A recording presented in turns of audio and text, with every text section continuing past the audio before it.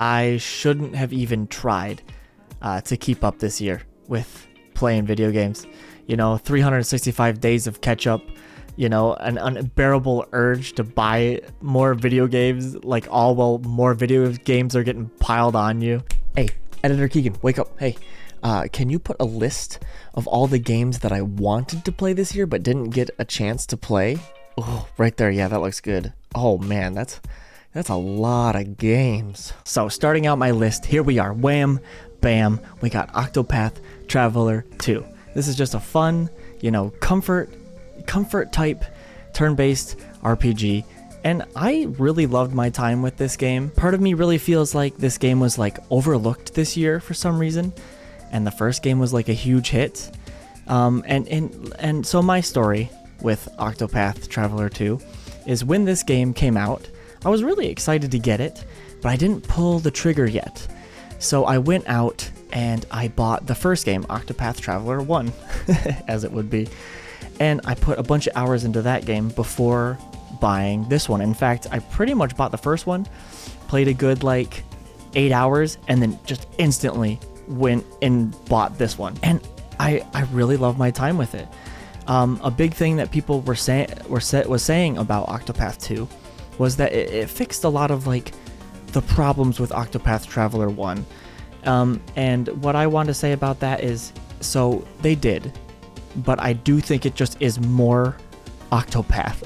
It's just they really refined the first game, is really what they did. So I feel like the people who didn't like Octopath 1, I think you're still gonna kind of be if you.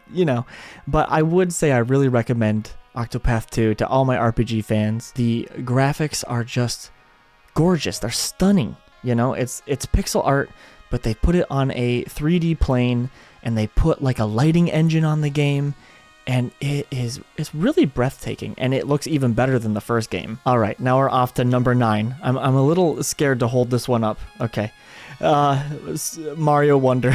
And yeah, I hear the people in the back of the crowd just gasping right now. What? How is it so low on your list? But let me explain myself. The reason why this is low at the moment, and it could be higher, and I would expect it to be higher on many of your lists, is that I didn't really get I didn't get a big chance to play this game this year. But what I did play of it is the first world. Me and my girlfriend, we streamed it on the channel. And what I want to say is, this is getting number 9 out of all the games I played this year. This is getting 9th place, and I literally only played the first world. So that's how freaking quirky and wonderful and amazing this game is. Yeah, it really, I'm not the craziest Mario fan, I guess. I love Mario. I mean, Mario's the Wahoo guy. He's awesome. He's our red plumber, dude. We love him. But yeah, I love how wacky this game is. You never know what's coming next. And when we were playing it on stream, seeing all the crazy stuff that was happening in the game, our reactions were genuine. We were just like, what? This is a crazy game, dude. And yeah, I'm really excited to play more of this with my girlfriend when I get the chance. And it's really, I feel like 2D Mario was kind of in a stale era for quite a while. And this really reminds me of Super Mario World, Mario World 2, Yoshi's Island. Right? Did I say that right? This game is incredible. Next up, we got number 8, and it is a GameCube game, dude. Well, it's a Switch game, but it is Metroid Prime freaking remastered. And somehow they took the best looking game on the GameCube and they brought it to the Switch, and now it's one of the best looking Switch games. This gives Luigi's Mansion 3 a run for its money, and that game is incredible looking, dude.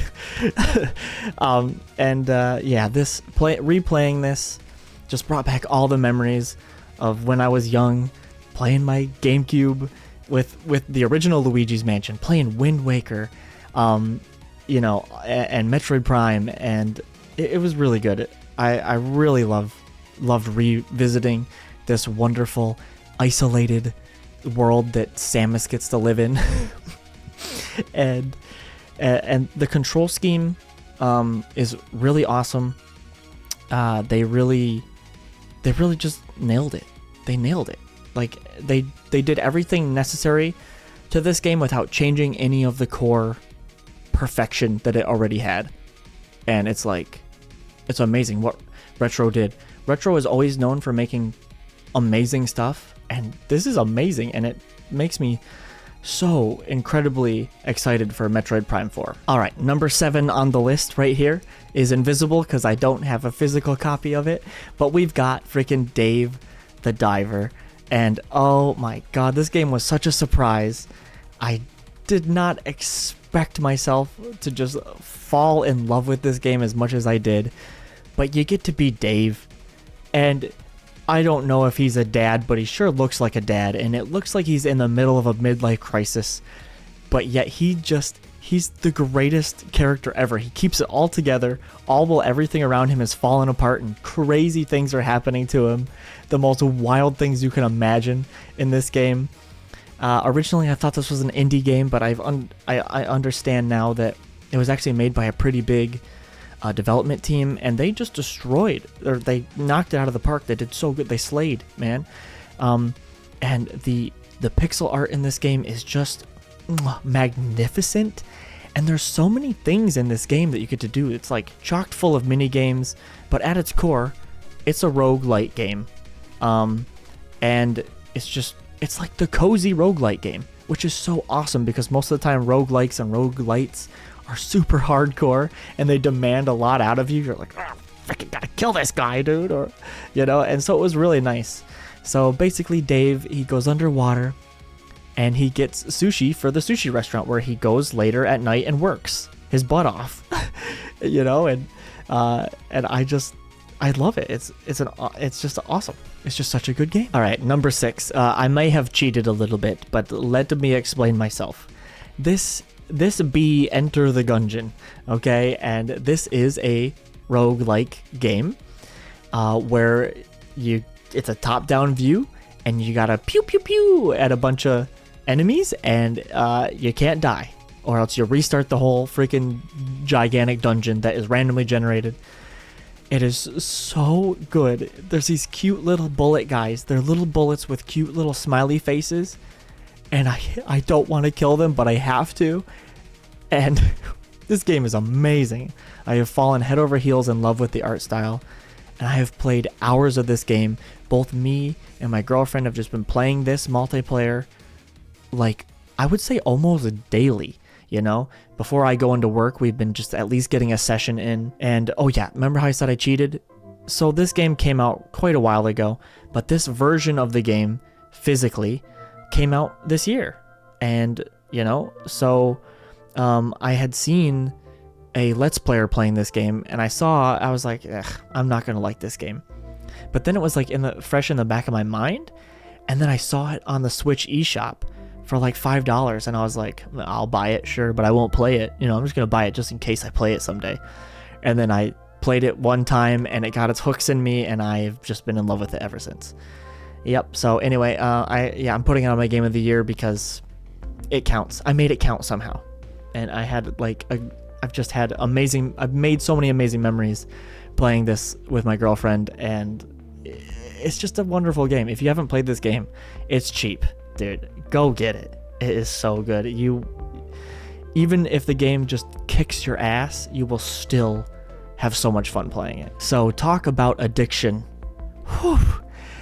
So right here, we have got a remake of one of the most legendary action RPGs out there, the best Star Ocean game in the series. So my limited knowledge of this game was that a long time ago, one of my friends had emulated this game, and I played it on their computer for, maybe an hour. And I always knew that I loved this game and that I was going to want to put time into it someday. But here we are. We have a remake. And this is actually the second remake of this game. So there's 3 versions of this game.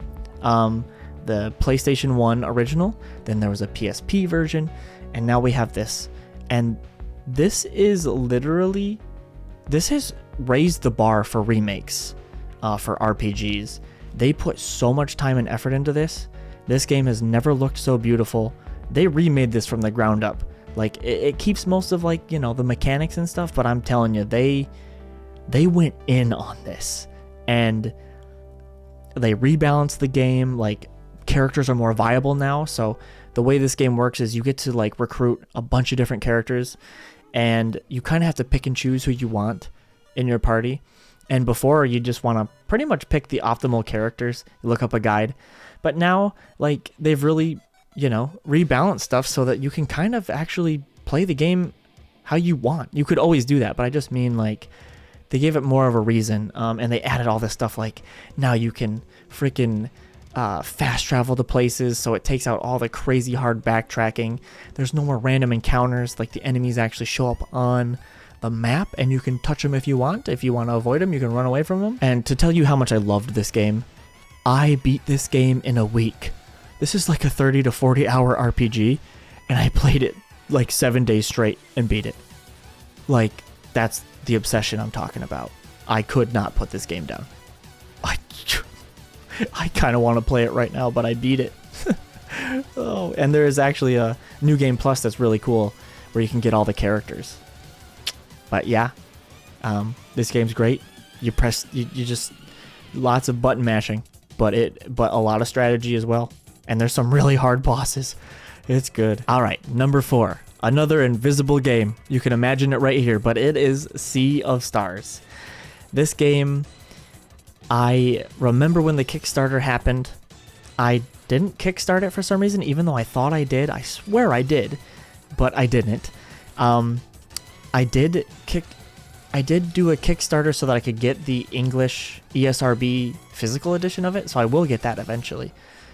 Anyways, I've been waiting for this game for a long time. I saw it. I saw, like, Super Mario RPG, Chrono Trigger, Breath of Fire vibes, and I was like, this. I just knew. I could feel it. I knew that the devs were super passionate about what they were trying to make. An old school RPG, but, like, with modern sensibilities. And man, this game is just wonderful. The art style is just like, the art style is just so awesome. The game has, like, an incredible flow state. You just don't ever want to put it down. You never really have to, like, stop playing the game. That's how awesome this game is. Like, everything just flows upon itself. I'm glad that Sea of Stars blessed us this year with one of the most amazing turn-based RPG experiences.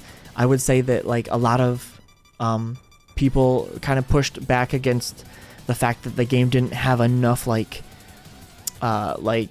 abilities that you could use in the game.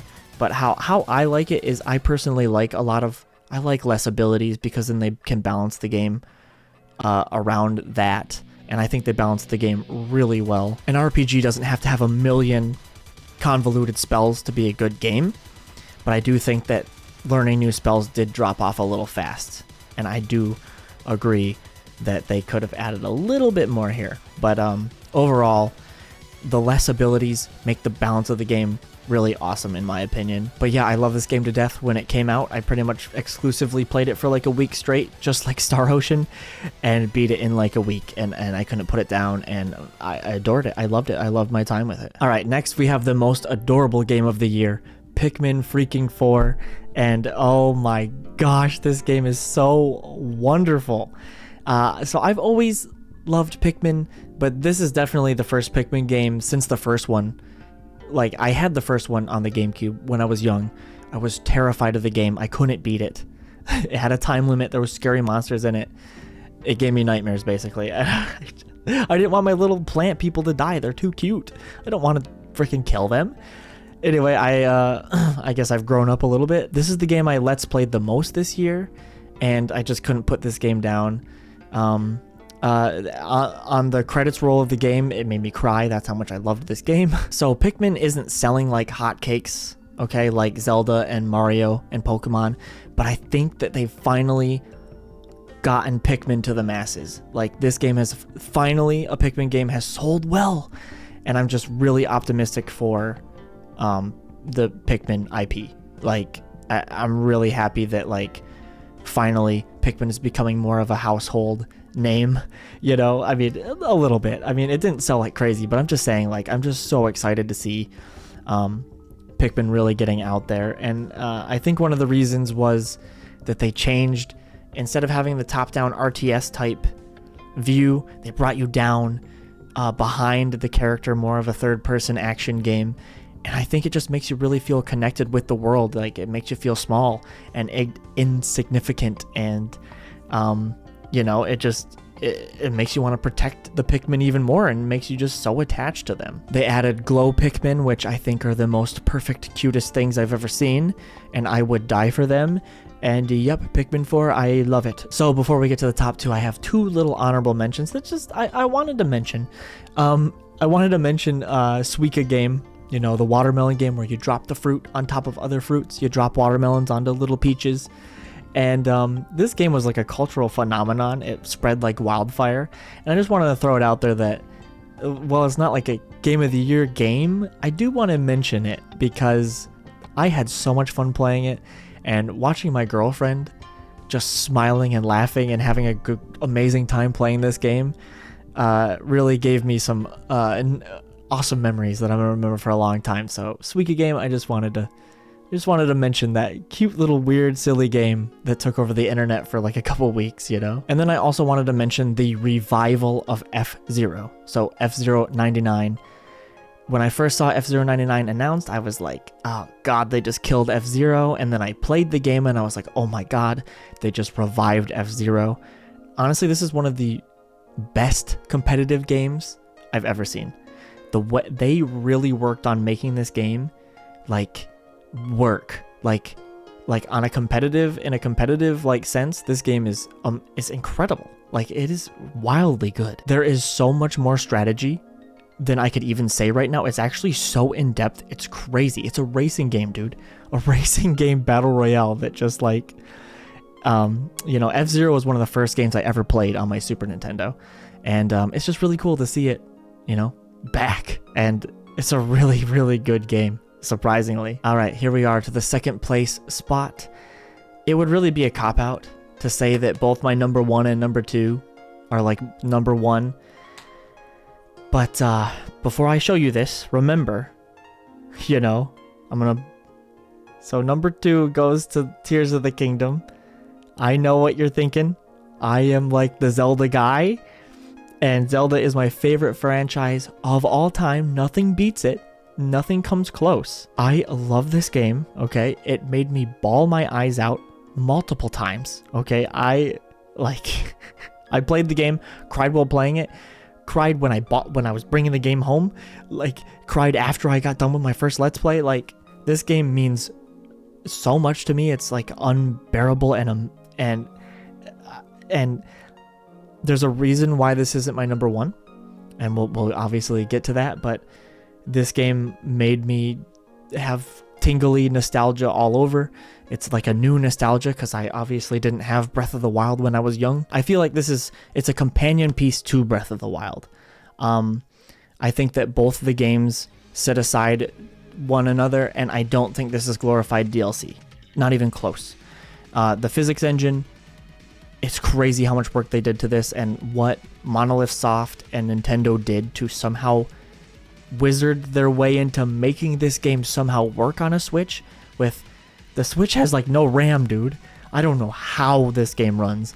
And I will like acknowledge the fact that, yeah, there are some parts of the game where the frame rate gets a little weird, and it did happen like in my Let's Play, but it doesn't take away from like how amazing this game is, how big and vast the game is. I don't really want to give spoilers, but let me tell you, the game is enormous. Like, it's crazy. This game just made me happier than I've like ever felt, you know, and I just love it so much, and I'm really excited to play more of the game because I still haven't even like, I haven't even taken a tiny percentage of a chunk out of this. There's still like there's still millions of things that I could do in this game. I think this game, along with Breath of the Wild, is still like, you know, the Zelda games of a generation. While this isn't my number 1, I think that this is the game of the year. this is game of the year. I truly just don't think that any game innovated as much as Tears of the Kingdom did this year. And this year was amazing. There's so many amazing games. All right, number 1. Can you guess it? Did you guess it? I think it's going to be a surprise to most people, but here it is. Super Mario RPG Remake. Oh my god. Super Mario RPG Legend of the Seven Stars remade and in all the glory. So let me give you the context here of why this is my personal number 1. First of all, this is the most faithful remake I've ever played. Like, they literally kept like glitches in this game. Like, they didn't tarnish this thing in any way. Like, they were like, hey, we know this game's incredible. We're not going to do anything to it, but make it look nicer. So I played this game. This is one of the first games I ever played as a kid. I played this on the Super Nintendo, and just, I have to say that this game just like made me who I am. Like, I'm serious. The quirkiness of this game, and I love turn-based RPGs, and I always have. It all comes from playing this and Chrono Trigger, like, when I was really young. And so, like, I just can't. I love the feeling that I got from Tears of the Kingdom, but deep down, like, in my heart and my soul, like, this is it. This game. I was 100% sure they would never remake this game. We would just get some, like, port. Like, you know, they remade this game. And I was sure it would never happen. Like, I knew for a fact it wouldn't happen. But somehow it happened. And just, yeah. They worked really hard on this. And they captured everything incredible about this game. And put it in here. I have like a top 10 games of all time, you know. Like, I'm sure you do too. And this is a top 5 game for me. Well, the original. And this sits right alongside the original. So, you know, it basically is the original. It's incredible. It's crazy. And that's what I have to say is, like, this is another game with an incredible flow state. Like I was saying with Sea of Stars and like Pokemon Legends Arceus and like Breath of the Wild. They're these games that just like flow in and out of combat and through the story, and you just can't put it down. It's just, this game is like perfectly paced. This and like Chrono Trigger. I've never played this, and Chrono Trigger and Resident Evil 4 are some of the games that just have the best pacing ever. I've never played games with better pacing than these games. So I thought about like the subtle changes they did make to this like a lot. And like, I love this game so much. I've been thinking about it constantly since I've played it, since it came out. Like I'm telling you, I have beat Mario RPG, the original, so many times I can't even count them anymore. I don't remember how many times I beat it because I beat it so many times. Like, I love this game. And they added, like, you know, this game has timed hits for in the turn-based combat. Like, you press the A button right when you attack, and in this game they added, you will do extra damage if you do a perfect timed press. It will do spread damage on the enemies. So they've made an already easy game easier, but I don't mind it because the end of the game they added some crazy post-game bosses, and just like, they did rebalance the game a little bit. But the thing I've thought about is, like, most of the time when you're fighting a boss, the spread damage, it doesn't even come into effect because a lot of bosses, you know, there's just one boss or the minions aren't really a big deal. So yeah, I'm sorry. Zelda's amazing, but this is perfection. Zelda's also perfection, but one of the things that I have realized is, like, I'm not burnt out from Zelda, and I'm not burnt out from the Breath of the Wild formula, but Tears of the Kingdom is still the same engine as Breath of the Wild, you know? But this is a completely new experience, as in, you know, they actually remade my favorite game, and getting to play it with a new coat of paint and having it look like how I felt like I thought this looked like when I was a kid was just incredible and wonderful and an amazing magical experience. So there you go. That's my game of the year stuff ramble. Let me know in the comments what I would love to know what yours are. Like, there are so many games this year, man. And as you saw from like the list at the start of the video, like, I didn't even come close to being able to play all the stuff I wanted to play this year, man. And I'm sure there's tons of games I missed. I just love to hear what you loved playing this year. And at the end of the video, I just want to say thank you for all the support this year. You guys have all just been incredible. Sorry, I feel like my output this year wasn't as much as I wanted it to be and as much as I said it would be at the start of the year. But you know, thanks for coming to the live streams. Thanks for leaving comments and likes on the videos and watching them. And yeah, like, your support has been really nice this year. I'm just happy that the people that do like my videos keep coming back and enjoying my videos and just hanging out. And anyway, I will see you guys next year.